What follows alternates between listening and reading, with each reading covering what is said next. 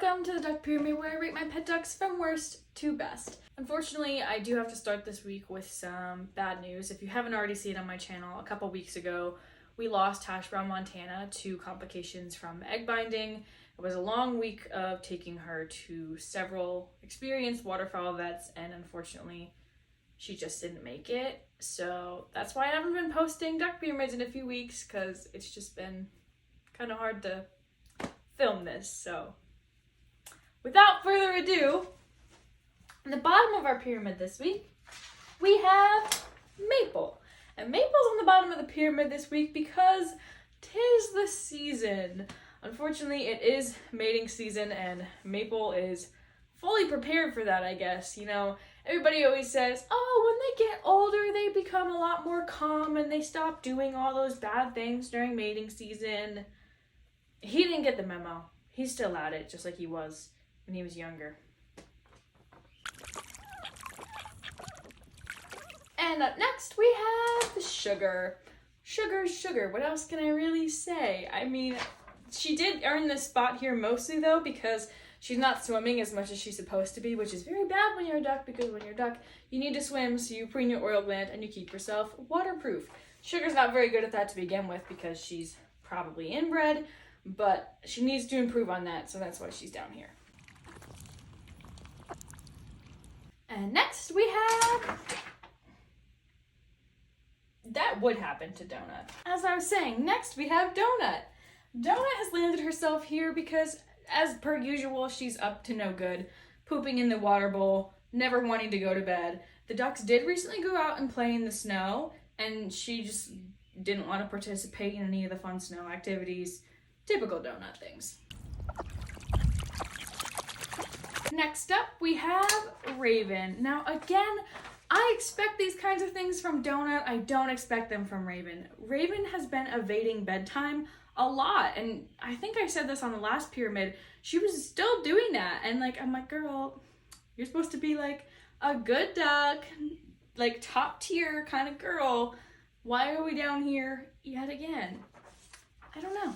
Maybe she's a changed woman. Maybe she's like really going into her like emo duck phase, and she doesn't want to be a good girl anymore. And up next we have Bubbles. Bubbles is that one duck that I always struggle with what to say, because it's like Bubbles does literally nothing almost all the time that I even notice, which maybe that's my bad, but like she never does anything bad, but she also never goes above and beyond, and I would love to see her like go above and beyond. It just doesn't happen. She's destined to be a second row duck forever. And next we have Mr. Whip. Now I'm a little bit proud of Mr. Whip because, as I mentioned earlier, Mr. Maple is full on prepared for mating season already. It's still winter, but he is, trust me, he is going at it. Mr. Whip, on the other hand, has been a handsome young gentleman, and even though he's younger than Maple, he doesn't seem to be as flirtatious yet so far. He's not really, harassing any of the lady ducks yet, so I'm proud of him for at least holding off now. Hopefully that lasts a little while longer so the girls can catch a break from Maple.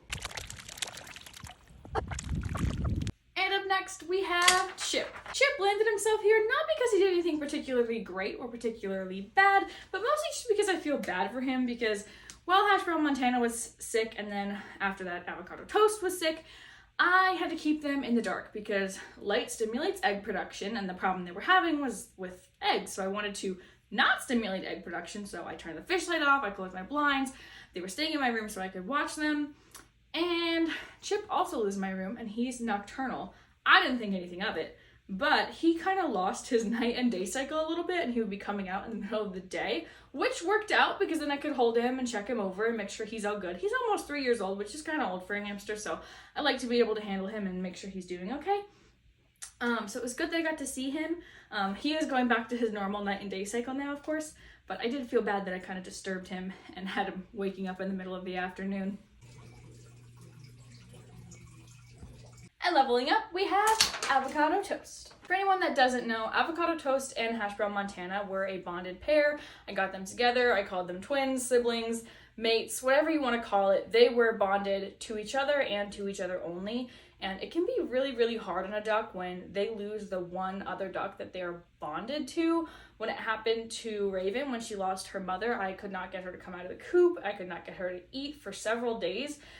So Avocado Toast is actually up here because I'm really proud of her for handling it quite well. She never really had any of those serious problems as a result of losing HashBrown Montana. She did, of course, end up also having a health issue related to laying eggs, but luckily for her, it was only one egg that she had a problem with, and we were able to get that all sorted out at our vet, and she did a great job at the vet. She loves going on car rides, so she had fun there, and she of course loves attention. I actually overheard the vet techs while I was in there talking about how much they loved her and how fun she was being while she was back there. So yeah, good job, Avocado Toast. Next up, we have Munchkin. Munchkin has actually done a really amazing job at befriending Avocado Toast. For the most part, Munchkin mostly would hang out with just Maple, or if she was hanging out with anyone else, it would be her daughter, Donut. But she has really welcomed Avocado Toast into her, like, friend group, which is really nice because, you know, when a duck loses their bonded friend, that's really hard and rough on them, and they really need to be with other ducks and, you know, get back into a new normal for them. So I really appreciated Munchkin kind of reaching a wing out and being like, hey, I'll be your wingman, I'll be your new friend. But I also wanted to highlight Munchkin here because a few days ago when I was collecting a duck egg from the little dog house I have in their pen, I lifted up the lid and it fell on my head.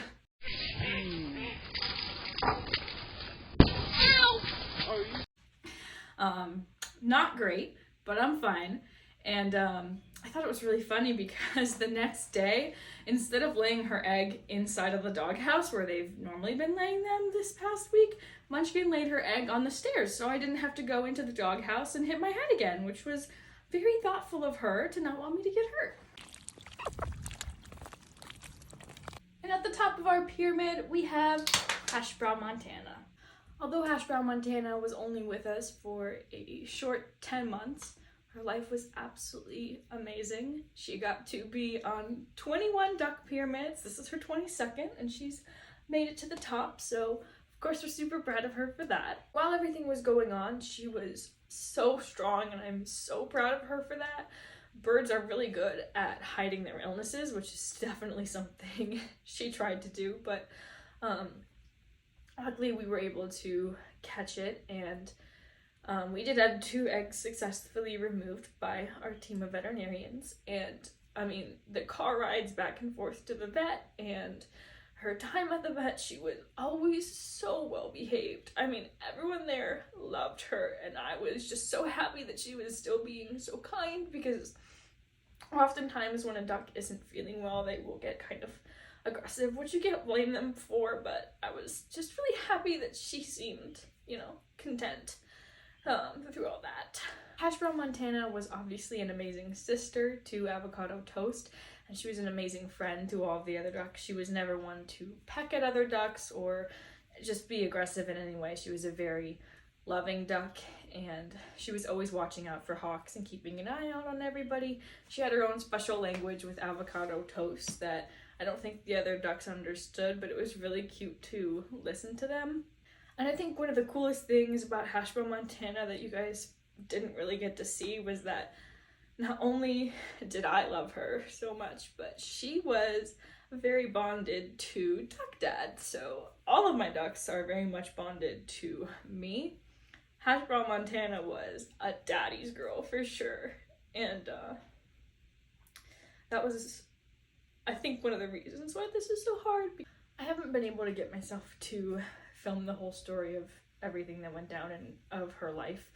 But I do think it's important for you guys to know that she actually waited for me to get home to pass away. I had actually just went out to put the ducks to bed, And when I came back inside, I went and checked on her immediately, and within a minute of me coming back inside the house is when she actually passed. So I'd like to think that she waited for me, and it was good to be there for her in those last moments.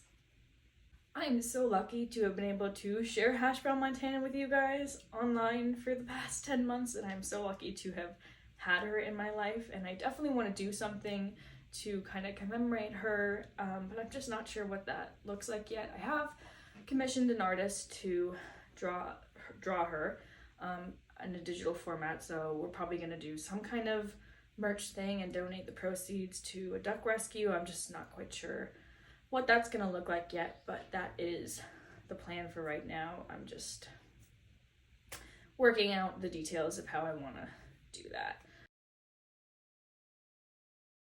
Thank you guys for watching the Duck Pyramid. I hope you all have an absolutely amazing week. Until next time.